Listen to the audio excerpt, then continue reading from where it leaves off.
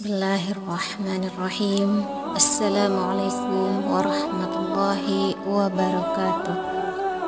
Shalawat dan salam semoga senantiasa tercurah kepada baginda Rasulullah sallallahu alaihi wasallam. Di suatu pagi yang terakhir, baginda Rasulullah sallallahu alaihi wasallam dengan suara terbata-bata, beliau memberikan khutbah yang singkat kepada kaum muslimin. Wahai umatku, kuwariskan dua perkara yang agung kepada kalian, yaitu Al-Quran dan Sunnahku. Barang siapa yang mencintai Al-Quran dan keturunanku, maka mereka telah mencintaiku, dan kelak orang-orang yang mencintaiku akan masuk ke dalam syurga bersama denganku. Khutbah singkat ini diakhiri dengan Rasulullah sallallahu alaihi wasallam memandang dengan pandangan yang tenang terhadap para sahabat-sahabatnya. Pada saat itu terlihat Abu Bakar As-Siddiq radhiyallahu anhu membalas pandangan itu dengan mata yang berkaca-kaca. Umar radhiyallahu anhu menahan helaan nafas tangisnya dengan begitu kuat. Utsman radhiyallahu anhu menahan helaan nafas sepanjang-panjangnya. Sedangkan Ali bin Abi Thalib menundukkan kepala sedalam-dalamnya. Inilah isyarat bahwa waktu itu telah datang, saat perpisahan dengan Rasulullah sallallahu alaihi wasallam telah tiba. Saat itu matahari kian meninggi, tapi pintu rumah Rasulullah tetap tertutup. Sedangkan di dalamnya Rasulullah sedang terbaring lemah dengan keningnya yang berkeringat dan membasahi pelepah kurma yang menjadi alas tidurnya. Lalu tiba-tiba di luar pintu terdengar seseorang yang mengucapkan salam. Assalamualaikum, bolehkah saya masuk? Lalu Fatimah, putri Rasulullah sallallahu alaihi wasallam, membuka pintu seraya berkata, Waalaikumsalam warahmatullahi wabarakatuh. Maafkanlah aku, ayahku sedang demam. Lantas Fatimah membalikkan badan dan menutup pintu. Lalu Rasulullah sallallahu alaihi wasallam yang mendengar jawaban Fatimah. Lalu beliau bertanya, siapakah yang datang itu, wahai putriku? Fatimah pun menjawab, tidak tahu wahai ayah, tak pernah aku melihat orang itu sebelumnya.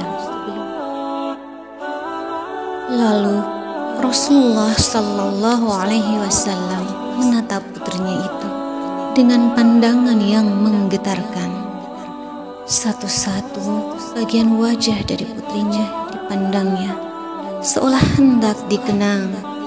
Orang-orang yang berada di samping beliau dipandangnya dengan pandangan yang begitu tenang. Rasulullah pun berkata, ketahuilah wahai putriku, dia itulah yang memisahkan kenikmatan dunia. Dialah malakul maut. Dialah malakul maut. Maka Fatimah pun menahan ledakan tangisnya di depan ayahnya, karena mengetahui ajal ayahnya sudah dekat. Lalu malaikat Israel dan malaikat Jibril datang menghampiri Rasulullah sallallahu alaihi wasallam. Akan tetapi Jibril tak mau mendekat kepada baginda Rasulullah. Lantas Rasulullah bertanya, wahai Jibril, jelaskan padaku, apa hakku di hadapan Allah? Rasulullah berkata dengan penuh kelemahan. Lalu malaikat Jibril pun menjawab, ya Rasulullah, sesungguhnya pintu-pintu langit telah terbuka. para malaikat telah menanti kedatanganmu. Sungguh semua pintu surga telah terbuka karena menanti kedatanganmu, wahai kekasih Allah.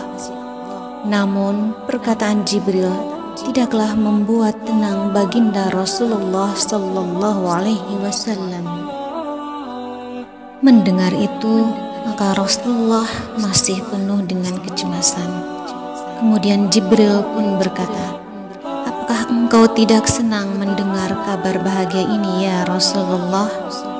Kemudian Rasulullah pun berkata, "Kabarkan kepadaku ya Jibril, bagaimanakah nasib umatku kelak sepeninggalku?" Lalu Jibril menjawab, "Janganlah mengkhawatirkan ya Rasulullah. Aku telah mendengar Allah Subhanahu wa Ta'ala berfirman kepadaku bahwasanya Allah telah mengharamkan surga kecuali umatmu telah berada di dalamnya."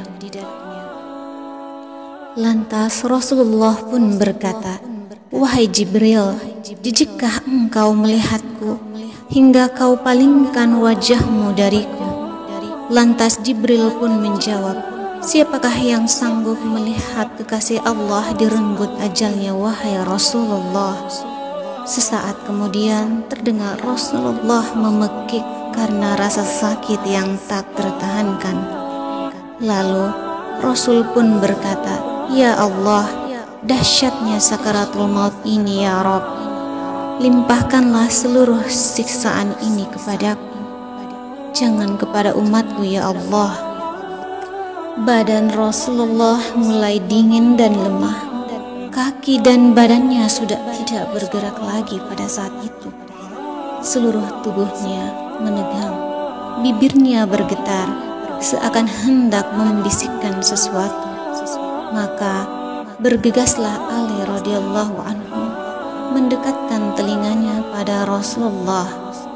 Lalu Rasulullah mulai membisikkan sesuatu. "Usikum bis-shalah, usikum bis-shalah, usikum bis-shalah, wa ma malakat aymanukum." Peliharalah sholatmu. Aku wasiatkan kepada kalian agar menjaga sholatmu, dan peliharalah orang-orang yang lemah di antara kalian. Di luar rumah pada saat itu terdengar tangisan dari para sahabat yang saling berpelukan. Fatimah pun menutup wajahnya dengan kedua tangannya. Ali pun mendekatkan telinganya pada bibir Rasulullah yang mulai kegeriwan. Lantas Rasulullah berkata, "Ummati, ummati, ummati." Rasulullah pun menutup matanya untuk selamanya. Masya Allah, Rasulullah masih sempat memikirkan kita sampai akhir hayatnya. Lalu, apakah kita mencintai Rasulullah sebagaimana beliau mencintai kita umatnya? Dan apakah kita telah menjadikan Rasulullah sebagai tauladan dalam hidup kita? Assalamualaikum warahmatullahi wabarakatuh.